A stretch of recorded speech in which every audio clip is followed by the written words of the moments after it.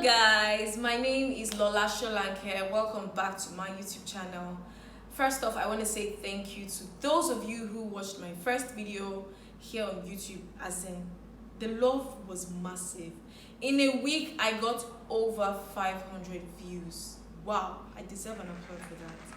Thank you so much for the support, the love, the encouragement. I'm going to be giving you guys great content back to back. I'm so excited and I can't thank you guys enough. Just keep showing me the love. I love you guys. Thanks. So the first episode of Storytime with Lola is going to be really interesting, trust me, because I am going to be telling you the story of the first king of Shaki, or your state, Nigeria. His name is Akebiekun, meaning one who shouts like that of a lion. He choke. It choke. For you to know that this story is going to be very interesting, go grab your popcorn and your drink. This is the story of Okere, who happened to be the first king of Shaki, a town situated in the northern part of Oyo State in western Nigeria. His name was Akebiekun, meaning one who shouts like that of a lion. Akebiekun was the son of Oromiyan, whom Egilolo, the daughter of KISRA, the king of Ibadan, bore to him. Akebiekun was a hunter who had 2 wives. On a fateful day, Akebiekun went hunting, and while he was in the bush looking for an animal to kill, he suddenly saw an animal. As soon as he saw this animal, he brought out his gun with excitement to shoot at it. But he noticed that there was something awkward about that animal, so he decided to hide and watch this animal. Can you believe that after a little while, that same animal removed its skin and turned into a human being?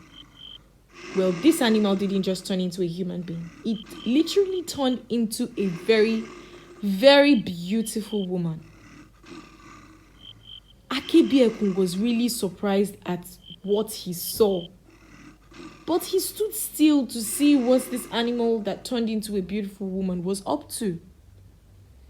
After this animal had taken off its skin and turned into a woman, she hid her removed skin under some leaves.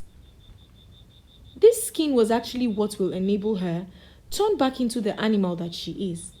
After she was rest assured that she had kept the skin very well, she left the place heading towards the market. Akebiekun saw everything that happened and already understood what the removed skin was meant for. So he went towards the hidden skin quietly and took it. Afterwards, he went to hide close by with the removed skin to wait till this beautiful woman gets back. I'm sure you are wondering why Akebiekun would do that, right? Don't worry, you'll get to know when I get back.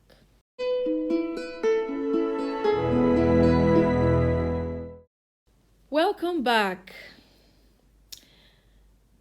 So Akebiekun did all he did just because he wanted to talk to this beautiful woman. The name of this animal that turned into the beautiful woman is called Ekunsumi or Mojelewi. But I will be referring to her as Mojelewi. So while Mojelewi was in the market getting some things, she sensed that something was wrong. So she hurried back to where she hid her skin cover. But on getting there, she searched the particular spot where she hid her skin cover. But it wasn't there. Mojelewi became so worried and disorganized. So she started shouting, "Who took my skin cover? Oh? Ha! Who took my skin cover? Oh?" While she was wandering about confused, Akebiekun came out of where he was and said, "Why are you shouting, you animal? I saw how you transformed from an animal that you are to this beautiful damsel I'm seeing right now. Mojelewi started crying and begging Akebiekun. She said, I beg of you, please, I promise to do anything you want. Please just give me my skin cover. On hearing this statement she made, he started laughing mischievously and told her to swear on her life that she would do anything he wants. By the time Akebiekun made his request on what he wanted, it was a very surprising and shocking demand because he said, as beautiful as you are, I want you to become my wife and follow me to the town so we can live happily ever after. Or else, I will not release your skin cover and I will make sure that I destroy it and you will never ever be able to turn back into the animal that you are. Hey! I actually didn't know that blackmail existed during those days, you know. Now I know that there's nothing new under the sun. So as I was saying, Mojelewi begged Akebiekun to ask for something else. She said, please, I only came to get some things at the market. Allow me go back to what I am, so I can go back to my children and my kind. Akebiekun said, I'm not changing my mind. You either come with me as my wife, or I destroy your skin cover, and you would never be able to change back to the animal that you are. Yay! After a deep sigh, Mojelewi said, I have accepted, even if I know that you humans are wicked. I will follow you as your wife.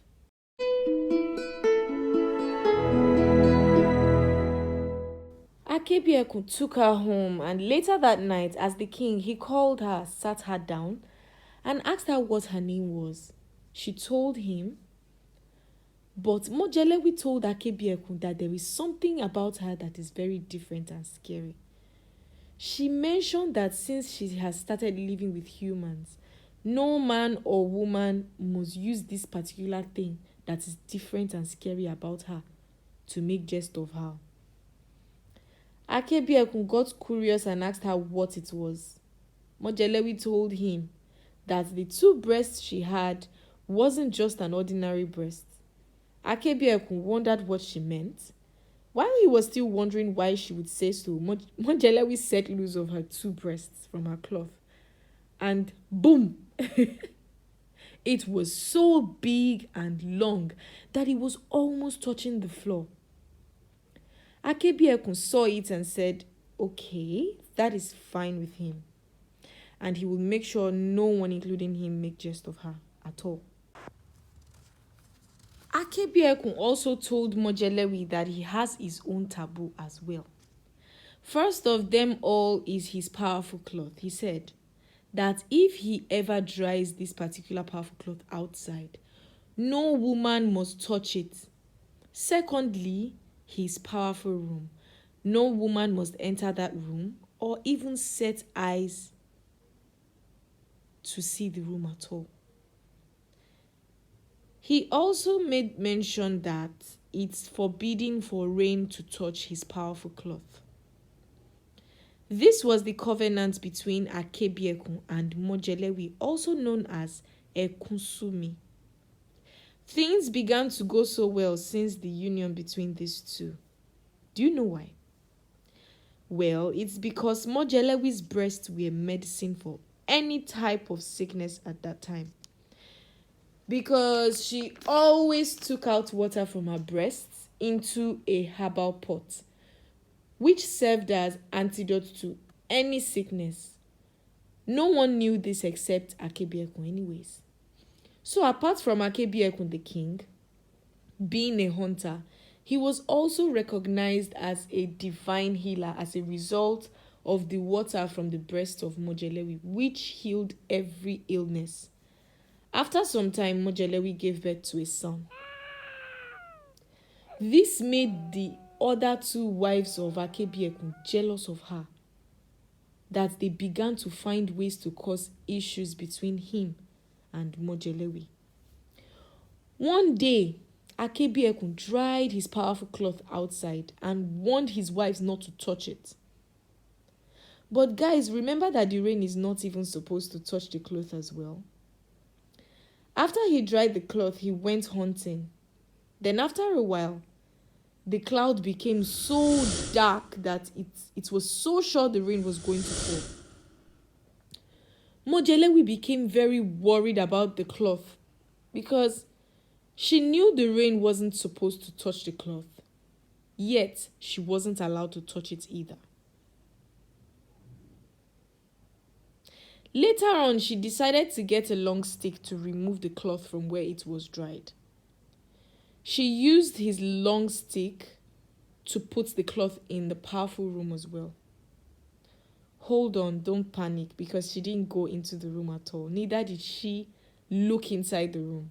All she did was that she made sure to back the door while she opened the door and threw the cloth inside with the long stick and shut the door afterwards. Akebiekun, seeing the cloud while he was in the bush hunting, already knew the rain would definitely fall. He hurriedly got back home so he could take his clothes from where he dried it. He got home and didn't get to see his cloth there.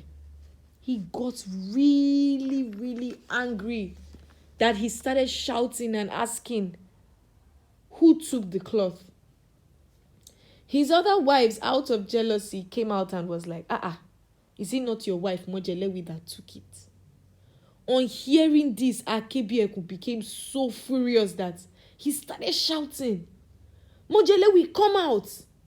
Is it you that took the cloth? Mojelewi said, yes, Balemi. But as she was about to explain how she did it, Akebiekun started shouting, you this stupid woman! Ìwọ ọmọbìnrin yìí, ìwọ ló mú rọ̀rọ̀ yìí, ó fẹ́ gbàbọ̀dé fún mi àbí? Which means, you this woman, you this stupid woman with big breasts. Oh, it is you the enemies want to use to get my downfall, right? Mojelewi got really angry that he eventually used her breast to make jest of her. She went inside immediately, took her son and placed him on her back with a wrapper. Afterwards, she took the herbal pot where she used to put the water in her breast and left Akebiekun's house. After she left, one of the guards now told Akebiekun about how Mojelewi took his cloth from where it was dried without touching it, and also how she put the cloth in the powerful room without going in or looking in. Akebiekun's anger vanished immediately he heard this. He now told his guards to go and look for Mojelewi. But by the time they got to where she was and begged her to go back home, she said, no, I will not. But the only thing she could do is to make sure that the healing the kingdom was getting will not stop. So she took the herbal pot of water from her head and opened it. Immediately she opened it, water started gushing out from this pot non-stop. The wind started blowing so hard till she turned into a river with her son and pot as well. The guards went back to tell Akebiekun all that happened. He was so sad that Mojelewi turned into a river. That was how Akebiekun explained to the people the secret between him and Mojelewi. After that, he left the palace. So till today, there's something they always say in Yoruba which goes thus. Kò sí ọba Okere tí ó jẹ ní Shaki tí ó tún fi ojú kan odò mọ́. Now note that every king in Shaki is called Okere. So till date, no king of Shaki must set eyes on that river. If he has to pass through that river, then they have to use a cloth to cover his eyes so he would not have to do what's forbidden. That is, setting eyes on the river. I hope you enjoyed this story. If you have any questions or any contributions to this story, I'll be waiting at the comment section below. Welcome back. So that is all I have to tell you about the first king of Shaki, Akebiekun. This channel is proudly sponsored by Paya Music.